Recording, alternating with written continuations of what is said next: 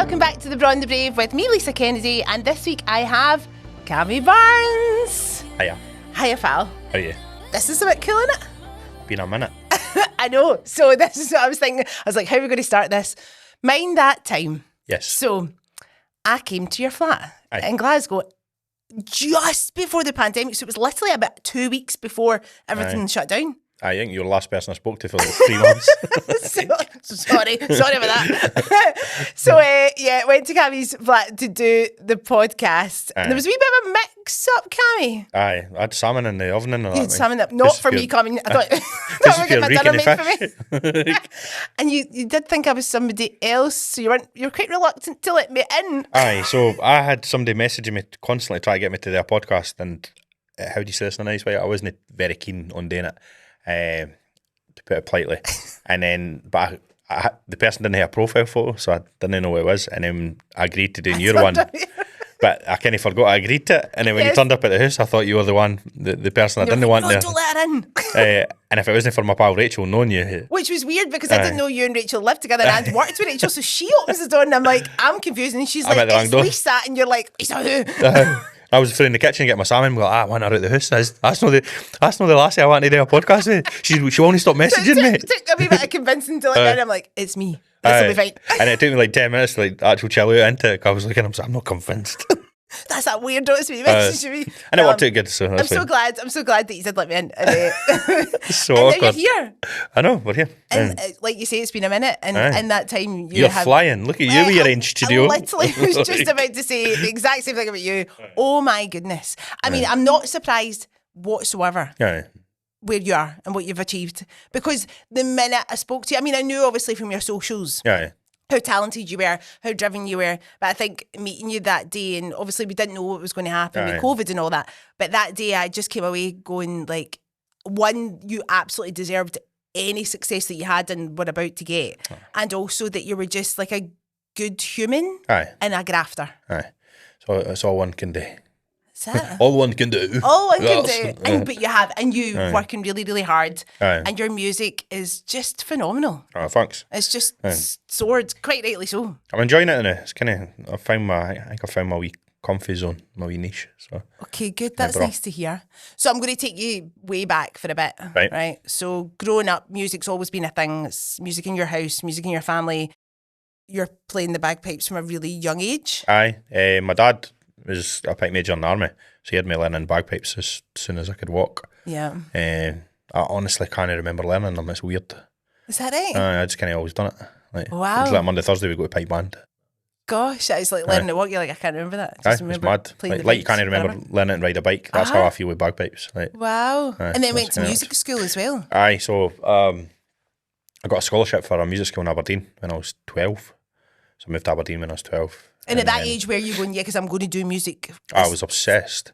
Really? In my head, like I wanted to be a rock star, but I just didn't play any other instruments apart from the pipes. So I was like, pipes are not really going to make me a rock star. Aye, well, you did. We're kind of doing it now in a weird kind of way. Exactly. But I was, so in my head, like my oldest brother, he was like heavy into his bands. Okay. So, like he was obsessed like Primal Scream, Oasis, the Beatles. So I was always kind of, without actually realising it, I was always listening to that music. So in my head, I was always wanting to be a kind of rock star. So when I went to music school, I got the chance to learn other And you're instruments. the kind of person then, just because of your musical aptitude, you're able to just then pick up other instruments and find it easy to play them. Be honest, like Aberdeen music school, I went to, I learned the pipes there, and everybody had to learn piano. I wasn't really that good at piano. And I didn't have a second instrument at that time. I played violin, but for some reason I didn't think violin was very cool. Where now I actually wish I stuck at it. Wow. I just felt kind of stupid playing it. So the wee opera singer woman started giving me singing lessons, but I never really, I didn't think I was really that in it, to be honest. And then when I went to Plockton, I got chucked out of Aberdeen for being a naughty boy, and I went to Plockton Music School. There was nothing in Plockton. So every single night I just picked up loads of instruments and I properly got into, wow. It was mere boredom. Right, okay. What will I do with my time? It wasn't much. Going to Aberdeen City. Phones, maybe. That was though. Do you know to be honest, I only had Snake on my phone. Well, Nokia 3510. Thank goodness for that. You told. So I ended up learning, like a nerd dude. He taught me guitar and I taught him bagpipes. So a cultural exchange, a musical exchange. Pretty much. So I owe a lot to that boy actually. I never learned guitar in the school. I just learned it off other people. So yeah. So And learned then loads of instruments then. life as a rock star bagpiper with the Red Hot Chili Peppers. Aye. And travelling the world and doing amazing things with them. Aye, that was like almost like my apprenticeship in music a wee bit. Oh, nice one. I like that. Which is weird though, because I've done it back to front. Okay. I walked straight into like playing in front of like 5,000 people with them. We're not playing to wee audiences. Aye, like they were giving me like everything was wireless, in-ear monitors and everything. Like, what's this? Aye, and then when I left the Chili Peppers and I was playing pub gigs, there was this big box in front of me. I was like, what's that? And I was like, that's a monitor. So you could hear yourself. And I was like, you know got any of the earrings? The guy's just looking at me like I was. No, we don't. I was an absolute snub. All the mod cons. I done it absolutely back to front, like, and had That's to amazing. bulb myself up a wee bit. But And I think what amazed me at the time, through my ignorance, was that I didn't realise you'd also had an acting career at a young age. Aye, I kind of fell into that. It was mad. Like touring the world with National Theatre of Scotland. Aye. Somebody's looking out for me. Like. No, that's been very humble. Like, aye. Again, another talent. And did that come through the bagpipes that you ended up doing? Aye, that's how I got kind of. Aye, I pretty much matched the casting. Like, so they were looking for a boy. So I was at the time I'd left school. Was this for Blackwatch? Aye, so I was fully Huge intended on joining the army. Okay. And my gran seen it in the paper that Blackwatch were looking for a piper, and then with my description pretty much. So I went along, auditioned, and they were looking for somebody for Fife who's 18, 19 that could play the bagpipes. I was like, so when I auditioned, there was loads of people auditioning. I never knew how big the show was.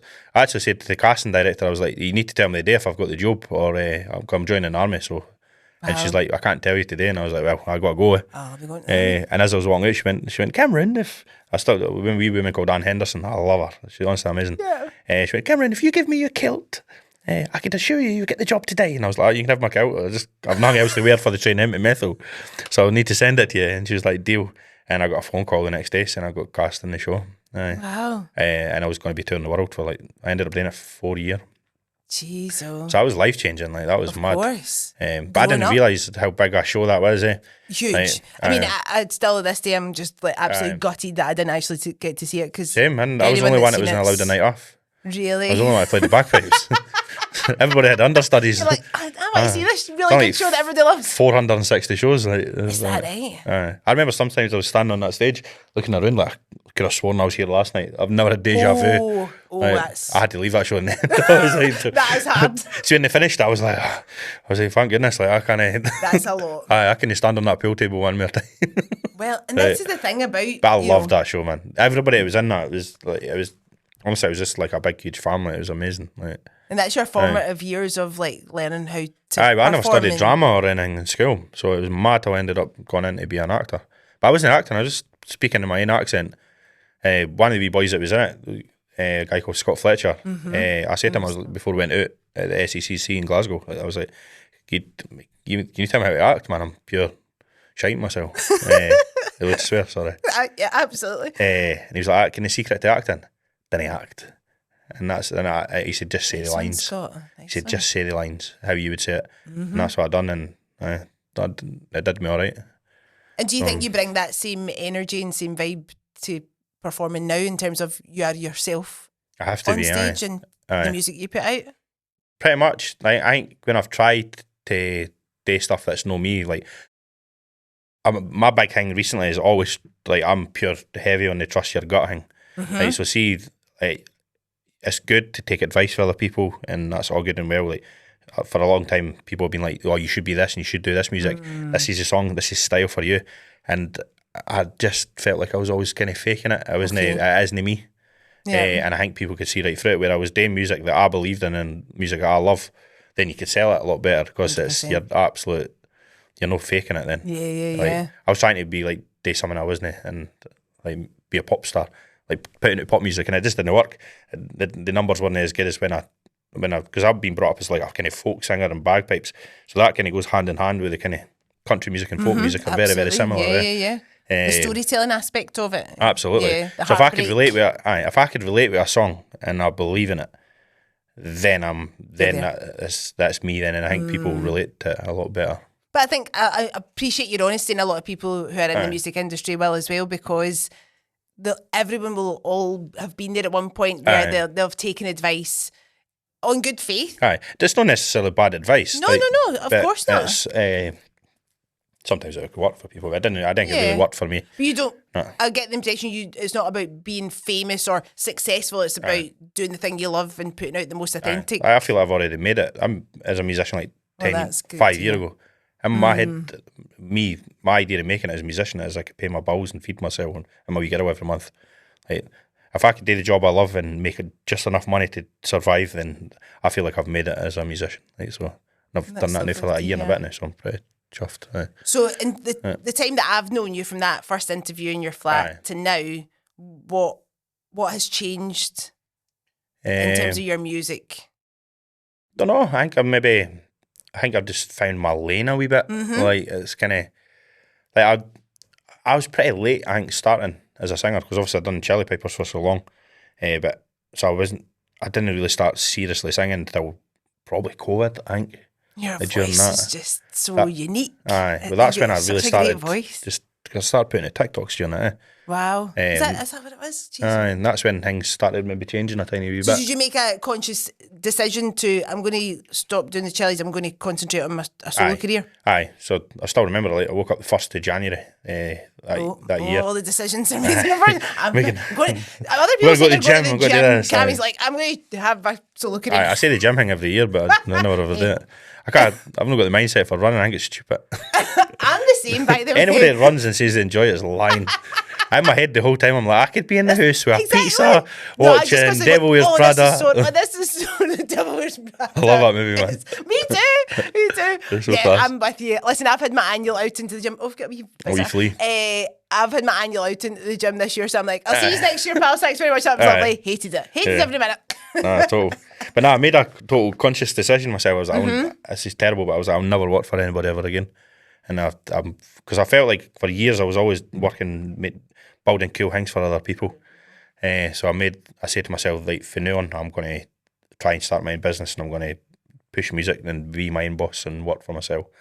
And only surround myself with people that bring positive energy. And if anybody is negative, I'm just cutting them out of my life. I don't care who they are. And I made and it's probably the best thing I've ever done, I think. Well, it's like your vibe attracts your tribe, doesn't it? It makes you happy, and then you can help other people and be a pure thing. But at the time, I felt like I was just constantly trying to make everybody else happy and build things. Person. Aye, pretty much. I never left Chilli's in bad blood or anything. I went and done a gig with him not long ago. Oh, that's nice. Aye, so like I've owe a lot to them. I learnt my trade through them. So. Of course, and that's the thing. Like, all good things, they say, come to an end to an extent. Do you know what I mean? And it's like the trajectory. Do you know what I mean? And I think it is important to mix things up in your life. Absolutely. And as an artist as well as a creative, like you don't just do one thing. And the thing is, behind the scenes, you're spinning all the plates. I'm imagining. Absolutely. You know, a wee bit of my news. Like, I kind of like go back to Chilli's and just be a musician. You're like, can somebody just run my life for me? Tell me where I have to be. Absolutely. But no, things are going really well now. We're kind of. Just a bit. Aye, well, I'm enjoying it. So when I was in a pub the other night there and your song came on, I was like, I know him. It's awkward there. If I'm in a pub and I hear it come on, I'm like, I mean, the tunes. I mean, I've loved. I'm being totally honest. I've loved everything you've put out, and I know you're saying like your music's, and I think that's natural as an artist. Your music's going to develop. You're developing as a person. You're aging. You're going through life experiences. So whether that's been influenced by people saying you should make this music, or you've just made this kind of music, it's part of the growth to get to that where you totally. So I think that's absolutely natural. But I have loved everything you've put out because I think your voice is just excellent for a start. So it's such a unique sound. But it is the whole package, Cammy. It's just like the energy you put out. That. Again, that positive thing you're saying, I think that's just, anytime you see you on social media, I'm like, there he is. Beaming like that, wee face, just like radiating positivity. It's clear that you love what you performing. Do. That's my favourite thing. That's why I keep saying that's me done now. That's me done. I do like the behind the scenes stuff. Like, most musicians love the studio. I love to go in this podcast. I hate the recording studio. Like, see the recording music. I love the hustle of like putting a song out and hustling to get it up the charts and then hustling to sell tickets for a show. Like, that's the bit I love. Making the things the hard bit. Most musicians didn't like that bit, but I love that bit when I walk out to a sold out St. Luke's and look at everybody and go like, I sold those tickets. Like, I grafted for months to do that. And that's a pure reward for me. And like the live thing is what I love. Like, see, if I could tour all year round, every single night, and take my wee lassie with me. Like, I would 100%, I wouldn't moan about it. I love hotels as well. So, you know. Musicians moan about hotels, I think it's great. They have to clean your own towels, they have to make your bed in the morning. You're like, got a maid. I know. Phone cheeseburger, okay. Like, I love it. Like, I never ever moan about that. So you're fine for touring. Nah, I would never moan about it. Even the crappy hotels, I quite like them. They got character. Like, so what is it about the studio you don't like? It's boring. It's so dark and You have to be yourself and you have so to make serious. a thing. I can't sing unless there's an audience. Interesting. I'm better at doing it with an audience. And I suck at reading. So when we've just written a song and we're laying down a vocal, I have to read it off my phone and sing. Can't read and sing at the same time. Terrible at karaoke. Oh, interesting. Okay. So I can't ask you what your favourite karaoke song I've only would got one. It's the same song. Because you know the words? I know the words. I was like, your class, sing this one. Honestly, I can't do it. What song is it?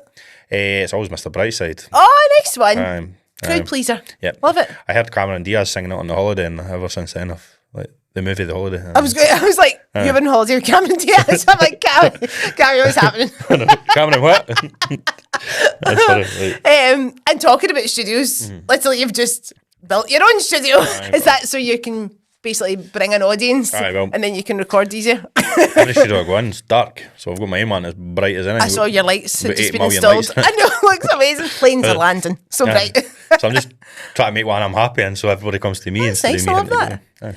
That again, it goes back to that grafter thing. So when I spoke to you in your flat in March 2020, we also had a conversation about you becoming a barber. And you were like, I'd like a barber shop and like I'd put a wee stage in it and have like guitars and I was like, do it, like that'd be amazing, that'd be great. Hello. I manifested that. And then you actually made it happen and now you've got 2 shops. I still taking all that paid that off, to be honest. But, You say this because you just get it done. It's mad, that story, like all because you hadn't even been to college yet to do it, because I think you were like, oh, I'm applying. So I trained on I done it online during the pandemic, and then the end of it, I worked in a shop for like 3 months. And I was like, I'm actually not really into barbering that much. I like the vibe of the shop. I love the idea of owning a barber shop and like going in and speaking to people and then singing a song on the stage. If I'm bored, hey, a beer with everybody, got a beer fridge and everything. I was like, I love the idea of that. But the idea of cutting hair, I was just like, I'm really good at cutting hair. Just like hanging about with people. I'm really good at cutting hair for 3 haircuts. After that, you better hope you know the 4th, because can't say the HG kicks in and I get bored. I said this on but honestly, I was like, I found a wee shop that I wanted, but I never had any money to buy it. And then I got the Visit Scotland advert and offered the women. Doing adverts and all. I got paid for that, and I told the women that owned the shop, I was like, this is what I've got. And it was like half of what the place was valued at. And then she just like never replied. So then I took a job in Glasgow as a barber, and then she phoned me and she was like, actually the timing's worked out quite good. My son's just passed his test and needs a new car. So I got it for half of what it was valued at.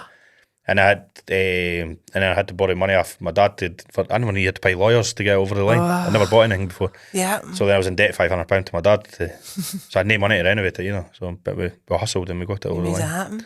And now it's thriving. And that's something else you've got going on in the background that's just serving you. I should have went to Ibiza with that money. No. The money I got off the advert, I was like, I should have had to. Everybody's like, how are you going to spend it? How are you going to spend it? On it. I had it one day and I'd spent it already. But again, like asking the question, like the fact you message her and just said, this is what I've got. Okay. She was my hairdresser. Like, her sister was my barber growing up. So it was mad how it all worked out. It's just down the road from my house as well. Gosh, I love it. I love it. Stars aligned a wee bit. Absolutely. Lucky, and so obviously, like when I met you, you already had a huge following, and your music was out in the world. You'd achieved so much in that time, you know, and you have achieved so much since. But it feels like even recently, like everything's just went boom, like skyrocketed. It's mad. What do you accredit that to? Is that you because you feel like you're playing your most authentic music now? You're putting out your most authentic self. I think I figured out how it worked TikTok. Yes, I mean, I've just joined TikTok. I've got my nearly 200 followers. Uploading videos and no idea what was going on. And then I figured out that you need to capture people in the first 3 seconds. So why did somebody not tell me that 5 years ago? Love it. You're jumping. I love that recent video. You're like, I am Cammy Barnes. I'm like, yes. I think I'm speaking that fast. People are like that on their phones. Oh shit. And then you drop their phone and it's still playing and they're like, that's how I'm getting all the views. It's like one of the jumpy videos, lying in their bed. Scaring folk. Absolutely. Lying in the bed and this big ginger boy jumps in front of it with bagpipes. Shit. I'm dropped the phone. And see these like things where, let's get into social media, because I guess it's huge. I mean, whether you love it or hate it, or you have a kind of mixed relationship with it, kind of goes hand in hand with being an artist these days. Well, being a musician now is not good enough. You need to be well, it is good enough, but if you want to kind of climb the ladder and make it a wee bit easier selling gig tickets and doing bigger shows and stuff, you need to be a content creator. Yes. No, because social media games changed it, because people have no attention span and forget really, really quickly. They're scrolling, they'll see a good song, and then they'll keep going, and then there's that much content. Yeah. But I kind of wish it was like the NME days, where you would read the magazine and be like, Cammy Barnes, for people fans of so-and-so. You would go and see them just because, like, they were akin to somebody else kind of thing. I remember going to see the band, the Klaxons, and it was like for fans of whoever, and because I liked the Maccabees or something like that, then I would go and see them, because that's just an example. It doesn't matter. Of course, no, yeah. King Tut's actually still do that. They put on their chalkboard outside like Cammy Barnes for people who's fans of Dermot Kennedy or stuff like that. Oh, nice one. Cool. So it's quite cool they still kind of do that. But that's how you used to go and see bands. So if you went and it was terrible, then you just wouldn't go back. Yeah. But now social media's kind of completely changed the music game. So. Yeah, the attention span thing is correct. And also I just guess like disposable income these days, like you've got to kind of, people's hard-earned cash. It's like you're asking people to spend money on your thing. Yeah. It's quite, it's mad. But you're good at the social media. I enjoy it now. I saw you on a Buck and Bronco the other day, and I was like, love it. You and George Bowie, burst your trues. So glad. I nearly put pink boxers on that day as well. I mean a red neckline. I'm so buzzing. You're hearing your matching socks today, which you told me about. I got best dad socks. Oh, and you're also, can I just say, you're here on Father's Day, which I massively appreciate, and I apologise because I hadn't even clicked, and then I realised this morning, so I appreciate that. That's fine, that's all good. I saw her last night, so it's all good. Can we just touch on your daughter for a wee minute? Absolutely. You've become a dad in the time that I've known you, which is phenomenal. Best achievement of your life. Absolutely. I'll be honest, like everybody's like that though, it'll be the best thing ever happens to you, and I'm sitting there going, I'm not actually convinced. Like, and as soon as I held that wee lassie out, I was like, my life has changed. Like, it is mad, the feeling. But every time somebody was like that, said that to me, I was like, oh, that's what you're meant to say. Like, and it really is. It really is. She's class. Like, of course. So, she's at the toe. She can sing already, like, I swear. Of course, I might be biased, but I like change chord on the piano and she changes she's got it. The notes and that. Well, I start Twinkle Twinkle in any key and she'll go with it. Like, good genes. Does not get the words right. Quite like her dad, but she's class. It's good. And such an inspiration for absolutely doing what you're doing and keeping going. Yeah. When she was born, we released a song called Bonnie Song, and that was a wee shift. Completely changed my audience. It was mad. Wow. I remember before the world, I hate talking about the world shutting down, but we played Aberdeen and the crowd were like underneath they were in the palm of my hands the whole gig, singing every single word. And I was like, this is amazing. And then after it, we released Bonnie Song, we went back and played Aberdeen like 3 years later, or 2 years later, or whatever it is. And the crowd were flat. It was like sold out show. And like every song, I was just like, I'm working really hard. Last time I was here, they knew all they knew all the songs. And then I played Bonnie Song, and the place erupted. Absolutely erupted. And once the lights went up, I looked and it was just all mums. Was that. My audience completely changed it. They were only there to see Bonnie Song. And I was like, what about their ones? And he's a dad as well. Absolutely. So the audience changed. That's wild. Like, over 2 years. It was mad. So we came to see me before. They never came back, I think. Or never got a chance to get tickets. So. And I guess you'll have fans that have been there from the get-go and are coming up with you, but then your audience will be changing as well. The majority of people, like regulars that come and see me, became pretty pal with. Like, following me for years. But people get invested in you, and I think because you are putting out your authentic self and people know that you're a grafter and a good person and you're great at what you do. Like, I think in Scotland specifically, we're really good at that. We're generally quite good at getting behind people doing their thing and putting themselves out in the world. And I think it's important. Yeah, totally. Like, it's such a vulnerable thing to put yourself out and your baby as in your music. Totally. You know, it really is. It's nerve-wracking. Like, and the peaks and troughs of music. The industry's wild. Like, you just have to keep going, and I keep explaining it to people. Like, see if you got a wee moment, you have to ride that moment like mad. And then you're just searching for moments in the music industry now. That's the. Do you feel like you've kind of got your radar on for that now? Do you know it well enough? I think so. Aye. Yeah. But you say that, you didn't. I could just plummet at any minute. Like the boys for St. Phoenix, they explain it really, really well. Yeah. Like they boys have been hustling for. They're grafters. They work hard. Yeah, like, it comes across. It does. It comes across. And like they're that. good boys as well. It's like the way they explain it is like, Cammy, man, you could be having a moment and then you could release 5 songs after it and nothing happens. So it's quite a relentless. You need to keep going. Right? Yeah. So it does take a lot of mental kind of resilience. Like, yeah, you can't just be like rest on your laurels and like, oh well, that's us. We've made it. We're nailing it. No chance. Like there's always somebody comes along with so you just have to persist and keep enjoying it for what it is, because I think if you get too invested in, how do you say it, like making it, then you drive yourself crazy. So that's I think important. You just have to enjoy writing and putting out music, and if something great happens, and that's class, and if it doesn't, then at least you put music out that you're happy with.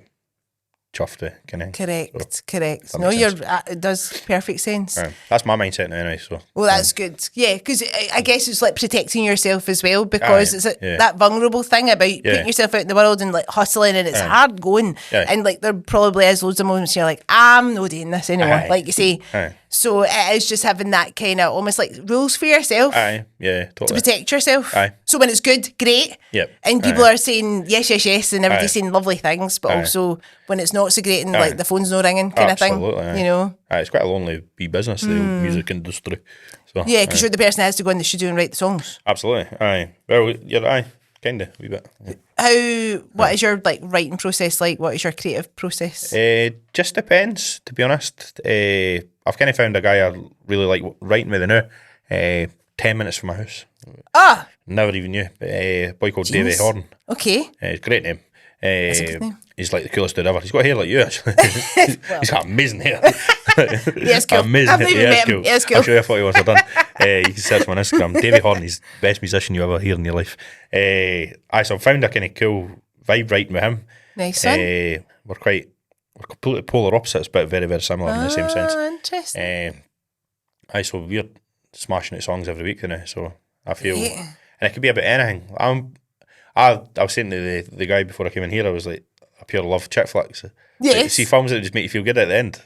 So what's your ultimate chick flick? Apart from Devil Wears Prada. I quite like Devil Wears Prada. Like, great film. Miranda Priestley, she's my girl. Like. Yes. I quite like The Intern. I watched that recently. Robert De Niro. Oh, I've not watched that. Oh, you watch it. That's on the watch list. The Intern. Right, there. So sometimes I watch films. I write the songs about films. Interesting. So, because if you you end up writing about the same stuff all the time or stuff like that. So I quite like watching films, and then I'll write down quotes for the movies and then just adapt it to myself. And then you've got a starting point. Somebody told me once, like, if you're struggling to write a song, open a book and just choose a line for the book and then write a song around that. Oh, that's a good one. It's another quite cool technique. Might try that for my poetry the next time. Do that. But no, there's loads of ways I can. I do class myself as a songwriter. I'm a melody guy. Kidding on. I think I've got one. Newsflash, you write songs. You're a songwriter. I've got one a year, I think. But if it's a banger, then so I'm really good at starting songs. I never ever get at finishing them, so I always finish them with other people. I guess some you might just need to start and come back to. I get bored then of watching films again. You're like squirrel. Squirrel. You seen me a minute ago with that flea. You're talking to me, I was like that too. I think that's the creator in you that I've got that. Like my house is just like lots of things. Somebody's going to be watching that and be like, getting really into this podcast, and then you see me and you like that. And then back to conversation. I'm like, what the hell just happened there? Like, tea? Chick flicks? Absolutely. Yeah. But no. And I guess it's about knowing yourself. Like it seems like you're getting to know yourself. As a creator, as somebody who puts a thing out in the world. I'm starting to feel quite content in life a wee bit. That's a big word. How'd you get there? I dig in. I dig in. I just feel quite... I'm starting to get a wee bit more organised now, which I've never ever been before. I'll need to take a leaf out of your book. What's that look like? My wee sister cleans my house on a Monday, so I've got washing for the week. Put out in the world now. She's like, thanks. So I feel like I'm starting to get a wee routine now. Nice. So my life's kind of in order a wee bit. I think when I stayed in Glasgow, this big city life, there was too many distractions, I think. It was too easy just to go and see gigs every night and go to the pub. And so where I am in Fife, I'm right next to the beach and stuff, and it's the area where I was brought up. So I feel quite... that's staying next door to my dad now. It's like that is my mum nice. and dad, so it's class. What do they make of your career and your success? My mum loves it. She's a serial fake profile reporter. Is she now? We're getting a lot of fake profiles now, and my mum messages me every day. I've reported an airwan. I can't believe they're doing that. Why are you out to just scam everybody? Yes, mum. So we Moz, you're absolute fake profile police. My dad has no idea what's going on. No. Not a clue. He's typical dad. Dad, I'm playing the hydro. He's like, what's the hydro? Not a clue. You are He's going to come to the hydro though. Is he? So he doesn't really I don't think he likes big crowds or that, but we're going to Good on him. Going to get him one of the boxes at the. So I think you'll get to see he's probably done all right. The hydro with Amy McDonald. That's got to be all right. That's class. Buzzing about that. That's mad how that happened. Can I ask how that came about? She messaged me on Instagram. It's weird. She's really nice. Is she? That's nice to hear. So I think it's great to see that she's still on top. Cool. She's doing great. I think she gave Callum B's kind of first big show as well. Brilliant. So she's quite good to up and coming. But she got into the big top 40, and Amy her new song was Above Me, so I tagged her in it and was like, and I just picked my song and I tagged all the other artists who were in it as well. She replied saying, your song's great, just listen to it. And I was like, I had Bonnie in one and I was like, I replied a video like, Bonnie went, thank you. And then I replied saying, that's the maddest message I'll receive today. And then an hour later I got a phone call from the agent saying, you're opening for Amy at the Hydro. Wow. And she went, turns out it wasn't the maddest message. I was like, wow. I love that. That's so good. Like, that's pretty cool. That's a proper pinch moment. That was sound like. Being on the stage at the Hydro, that'll be another one. I know. I feel like I kept getting teased with the Hydro, but never ever getting to play it. Really? A wee dangling carrot, was it? I've sung it 3 times in the last 2 years. Just one song, so it's like they give me a taste of it. But I think that's worked out Braw now, because I'll not be overwhelmed when I go on to support Amy. Because I've had I know how it feels to be on that stage. Absolutely. Now. So, because I remember the first time I walked in and done it, that was quite a daunting. That's a big place, by the way. Aye. Feels big in the crowds. You see on the stage, it feels a lot bigger. I bet it does. It's mad. Gosh, so when's this? When is the gig? It's the 10th of December. It's 10th or 11th, actually. I can't remember. But I'm the main support as well, so I'm playing. I'll be fair when I'm there, so. Oh, Cammy, I'm totally chuffed to bits for you. Got to wear a tartan suit, I think. With Marty Pello. Nice one. Got to phone Marty Pello and ask for his suit. Yes. Not got his number, but if you're watching Marty, use it. Let's put it out there. Let's make it happen. I'll get a message for you next week, by the way. I actually phoned Marty Pello, he sent me his number. Thoughts become things, you just put it out in the world, it'll happen. That happens to me quite a lot, I don't know why. Listen, be careful what you wish for. I'm going to rub up against you and hopefully get some of your luck. They can like that. That's it. But again, it's just about doing your thing. Like you said earlier, and staying in your lane. I think that's a really important message. Because comparison, spoke about this before, comparison is the thief of joy. And it's easy to look at your counterparts and people you're maybe being put up against or whatever, people that are doing similarly to you and going, they're doing that, maybe I should be doing that. Social media, because then you can look at other people doing great and you end up trying to copy them or compare yourself and be like, why am I not getting that and stuff like.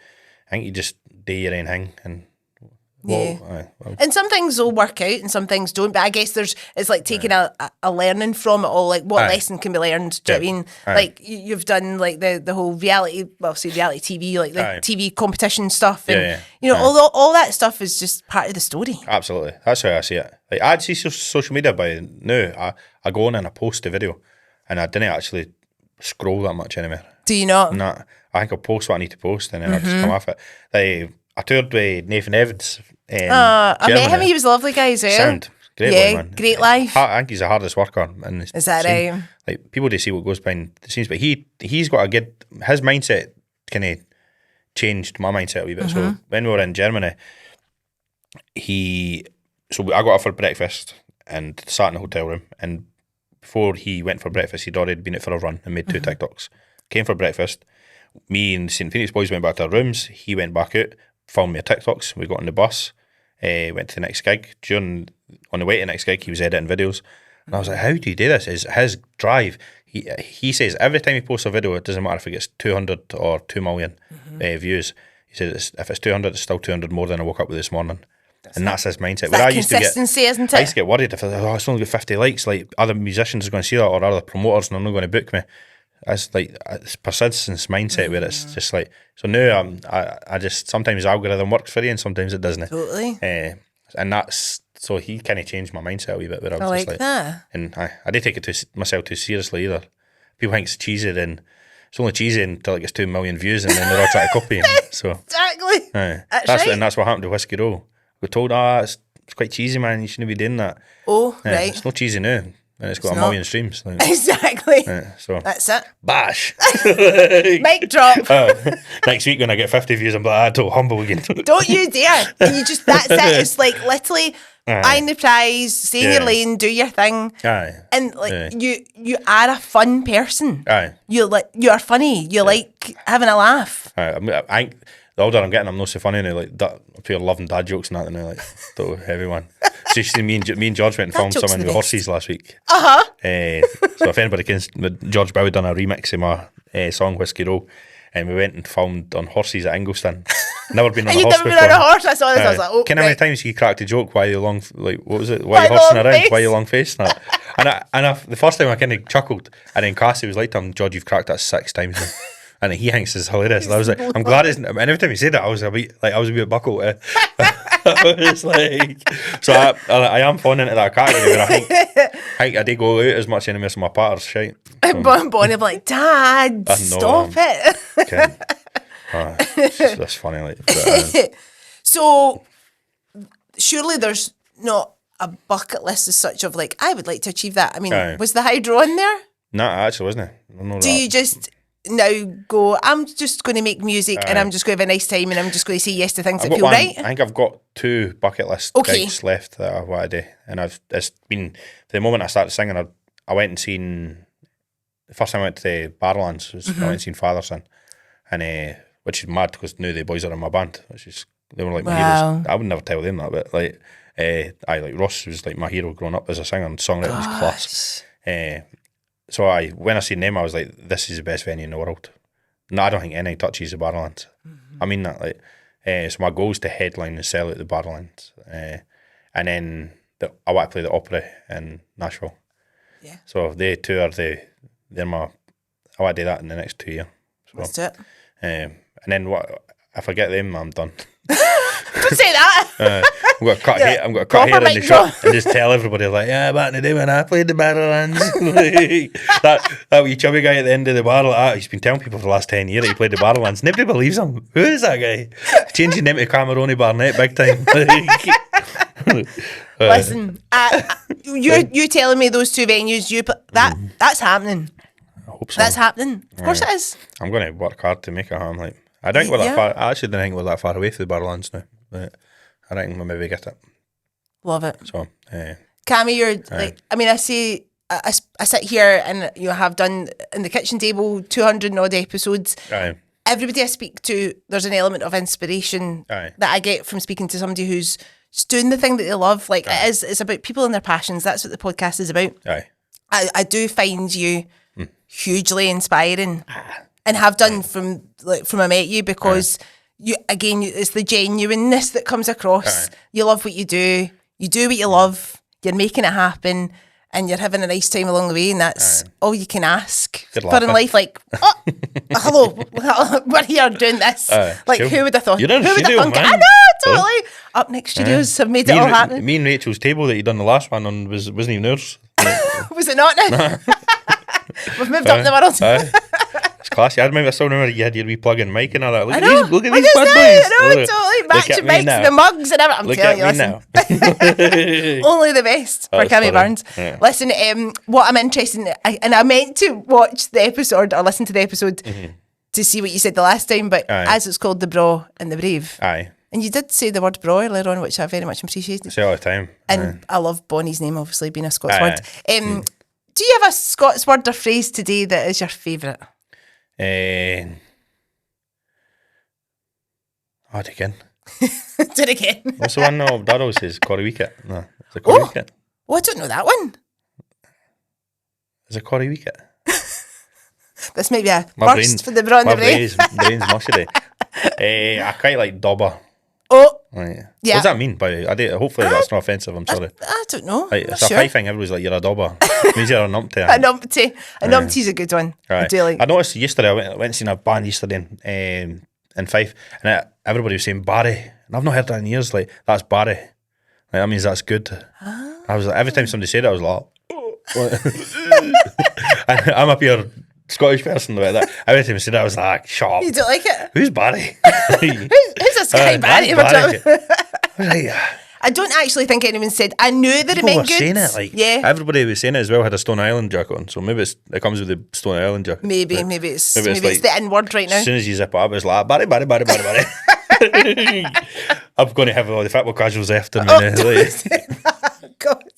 Stop saying Barry. It's not that it sucks. Like, well, I just enjoyed that you used the word broiler on because I think that it's a fine word to describe yourself. Braw and brave in equal measures.